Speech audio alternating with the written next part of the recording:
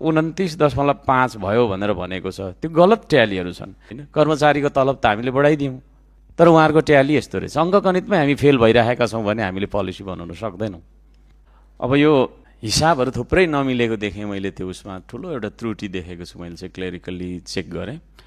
गर्दाखेरि हिजो पनि मैले सूचना तथा प्रविधि मन्त्रालयको त्यो जुन आएको थियो त्यसलाई चाहिँ नि ब्रेकडाउन गरेको छैन भनेर ध्यान आकर्षण गरेको थिएँ भने आज मैले एउटा सानो नमुना प्रधानमन्त्री तथा मन्त्री परिषदको कार्यालयको जुन एउटा ब्रेकडाउन छ त्यसमा त्यो तपाईँको चाहिँ नि पुरा बजेटको ब्रेकडाउन छैन, एउटा समस्या त्यो छ। अर्को चाहिँ के छ भने त्यहाँनिर तपाईँले याद गर्नु होला, पाना नम्बर 16 मा जानुभयो भने बजेट नम्बर 30109011 मा कुल पुँजीगत भनेको चाहिँ नि 1106.43 लेखिएको छ, तर जोड्दाखेरि चाहिँ त्यहाँ 1103.43 मात्रै आउँछ।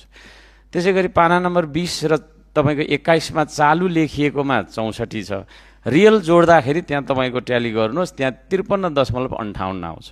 त्यसै गरी पाना नम्बर 19 को पुँजीगतमा तपाईँको चाहिँ नि के अरे 1106 र पाना नम्बर 11 को चालुमा 64 लेखेको छ। यो दुईवटा जोड्दाखेरि चाहिँ तपाईँको चाहिँ नि फेरि 1729.5 भयो भनेर भनेको छ। त्यो गलत ट्यालीहरू छन्।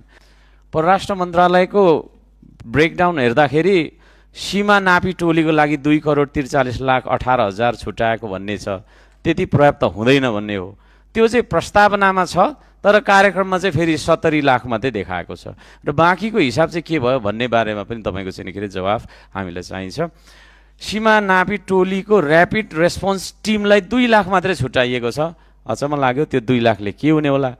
र अर्को कुरा चाहिँ झन् साह्रो अचम्म लाग्दो चाहिँ नेपाल चीन सीमा संयुक्त निरीक्षण टोलीको लागि 1000 मात्रै छुट्याइएको छ।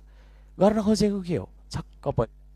र 1000 मात्रै छुट्याइएको छ, 1000 पनि छुट्याउने हो र त्यो यो कस्तो खालको मिस्टेक, यो ठुलो मिस्टेक छ, पुनर्लेखन गर्नुपर्छ भन्ने मलाई चाहिँ नि लाग्दछ र त्यही सुझाव म दिन चाहन्छु। त्यसै गरी तपाईँको पाना नम्बर 27 र 28 मा टोटल गर्नुभयो भनेदेखि टोटल लेखिएको छ 153, तर त्यहाँ जोड्नुभयो भने 143 मात्रै आउँछ।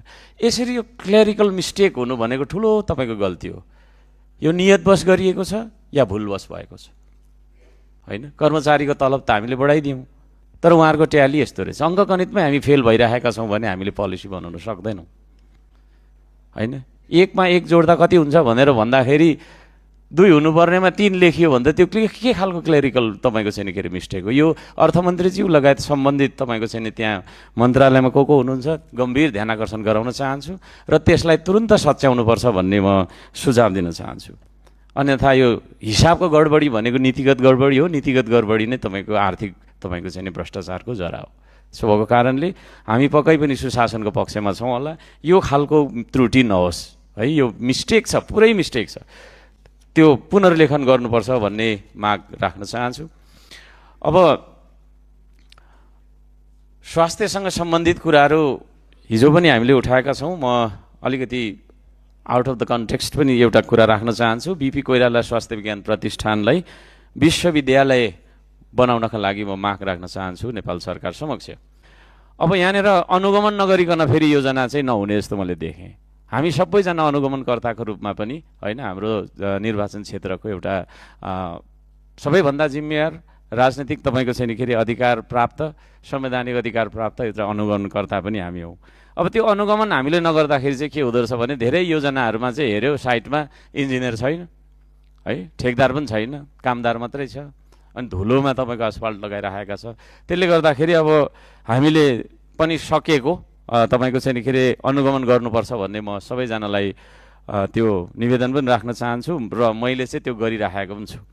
र यो अनुगमनकै क्रममा होला मन्त्रीज्यूले कता पो गएर के भन्नुभएको रहेछ, त्यो चाहिँ ठेकापट्टा पनि त्यही खालको छ है। त्यसले गर्दाखेरि हुँदैन है। कसको तपाईँको कमजोरी हो यो, हाम्रो सरकारी पक्षको कमजोरी हो या ठेकापट्टा गर्ने तपाईँको चाहिँ के अरे व्यवसायी निर्माण व्यवसायीहरूको कमजोरी हो? हामी सबैजना त्यसतर्फ चाहिँ के अरे केन्द्रित रहौँ, त्यो भन्न चाहन्छु।